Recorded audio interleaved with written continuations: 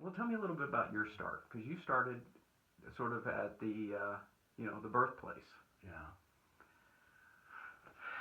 Aspen Achievement Academy was a few months old when I come on as an instructor. But let's start before that even. Let's back up to the BYU 480. Yeah. At BYU, my major was outdoor recreation and youth leadership, and so the courses that I took helped guide me to be where I'm at today. I didn't really realize that there was an opportunity to do wilderness therapy. I didn't really understand that was existed back in the day, but I happened to be Doug Nelson was my advisor at school, and I came to him and I said I need an opportunity for an internship, and so as we talked, he said, I know where you can go to get your internship hours. So I did, and the experience was phenomenal. And where did you go? I went out on the desert between Boulder Mountain and the Henry Mountains.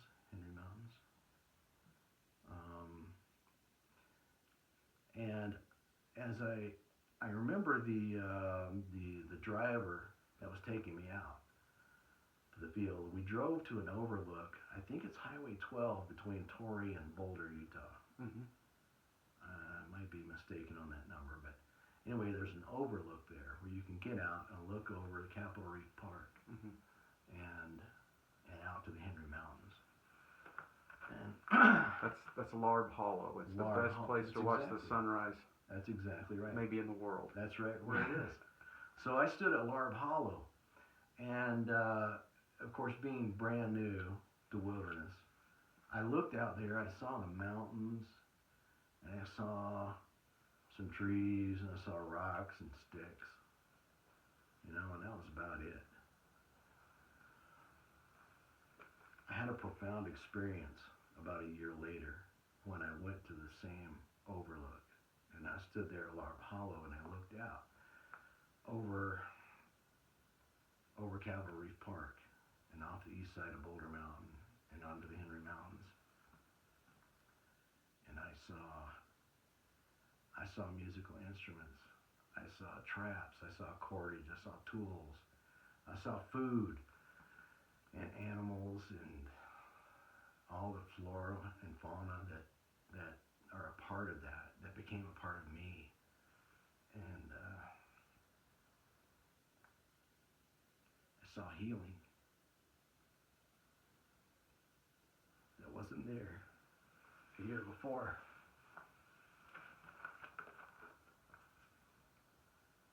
Anyway, at that point, it was part of my soul. So I've stayed with it since.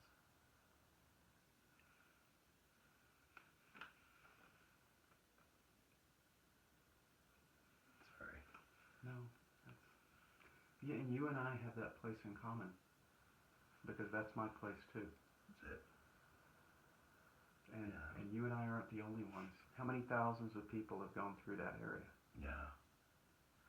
Yeah, it's a special place in my heart, even below that overlook, down to Pleasant Creek and down to the park. Yeah. It's a very special place for me, even to this day. Yeah. Yeah. So, and that was, who were you with at that time?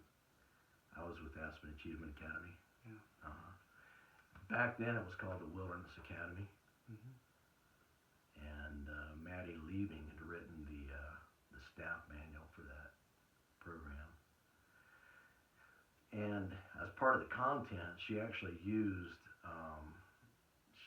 a contribution from David Wescott on circles, like Circle of Brothers, Circle of Magic, and back then that was just part of the program where a kid would complete a circle, and then we would give them a bead that was the color of that circle.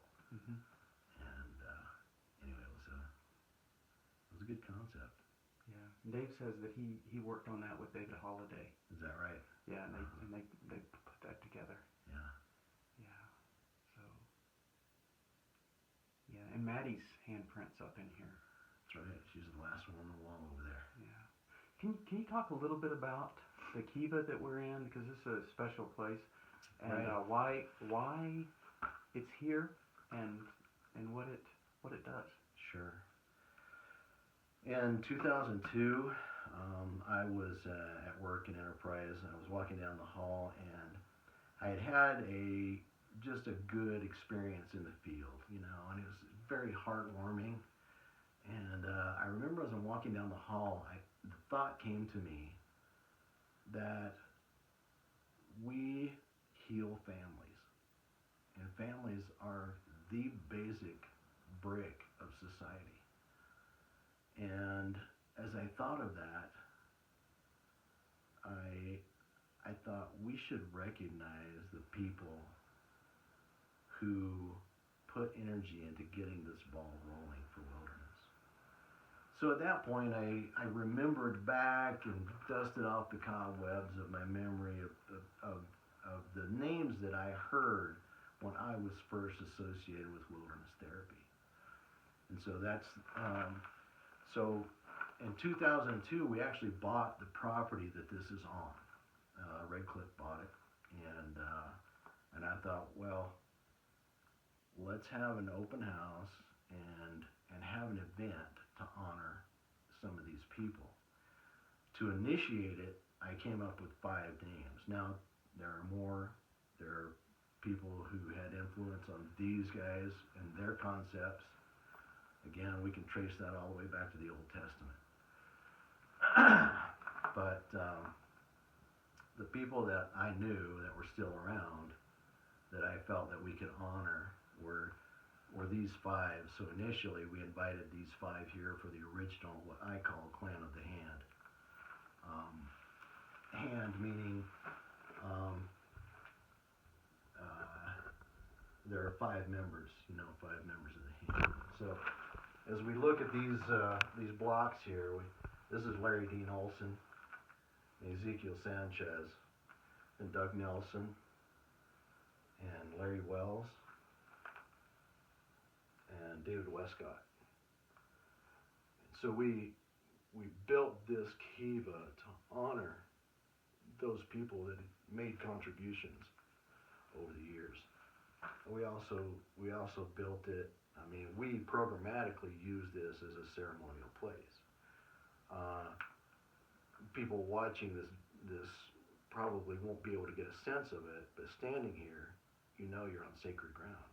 I mean, this is a special place for us. And so, after these, we decided we would honor other individuals throughout time for their contributions to wilderness therapy, and so that's what we've done. We don't do it every year. We might skip 2 years or skip 3 years between, but this is what we've done. So this was done in 2003, October 2003. Could you just take a moment and maybe say whose handprint it is and what their contribution is, or what people should know about them? Because part of doing this is to remember them. Right. And the reality is that we've got a lot of people that have not heard these names. Right.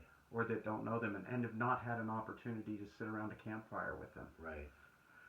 So Larry Dean Olson was a professor at BYU during the 60s and 70s. And he was the one who came up with the concept of being able to reclaim academic dropouts, to use Ezekiel Sanchez's own words. Mm-hmm.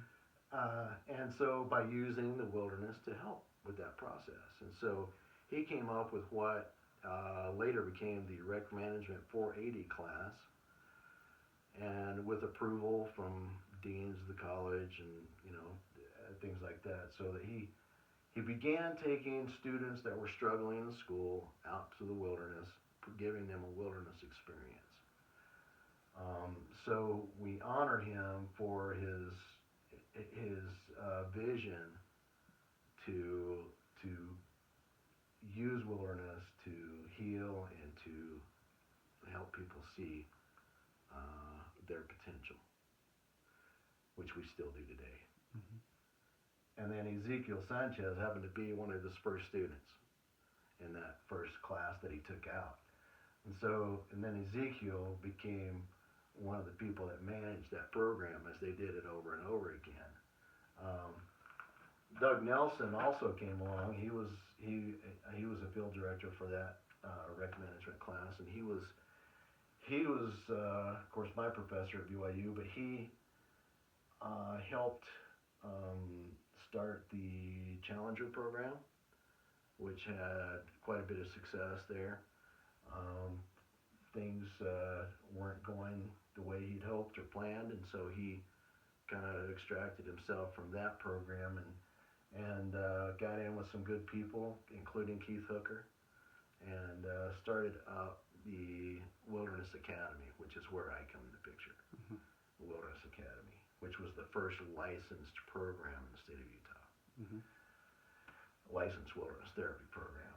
Anyway, so Doug, that's Doug's contribution, and he still maintains. In fact, one of his sons works for Evoke, and is still very active in management there. So then you have Larry Wells. Larry Wells began his journey, I believe, in the 70s, early 70s, as well, and he is a recovering addict. And he spent some jail time, and while he was in there, he was contemplating, what he could contribute. He had some outdoor skills as well, but he got hold of one of Larry Dean's outdoor survival skills books, and he said, I'm going to use this knowledge to help other people. So he helped himself manage his own addictions and issues in life, as well as many other youth and young adults, by starting the Wilderness Quest. Mm-hmm. And he ran that program for a long time. And so there's a lot of influence there, back in the early days from Larry Wells, and very very outspoken individual, and very but always he's got right. a big heart. Yeah, big heart. He knows wilderness. Uh-huh. And this is David Wescott. People in the wilderness therapy industry won't recognize David Wescott's name as a contributor, but the Boulder Outdoor Survival School was started by Doug Nelson, and then later sold to David Wescott. And it was about the time of this transaction, perhaps right before the transaction, that I came into the picture. And the Boulder Outdoor Survival School staff used to train wilderness guides back in those days. So that was his part, is making sure that guides were trained properly on wilderness skills and being able to manage themselves safely. Not only that, but being able to utilize the natural environment to be comfortable and get to know your surroundings. So we utilize a lot of those hard skills. We still have some in play today. Mm-hmm.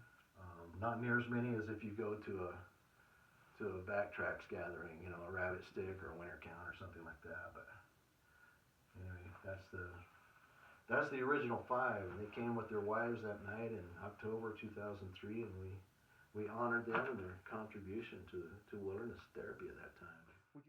Thanks for watching. Please like this video and subscribe. The Primitivus project is made possible by the generous sponsorship of Wingate Wilderness Therapy. To learn more, visit wingatewilderness.therapy.com.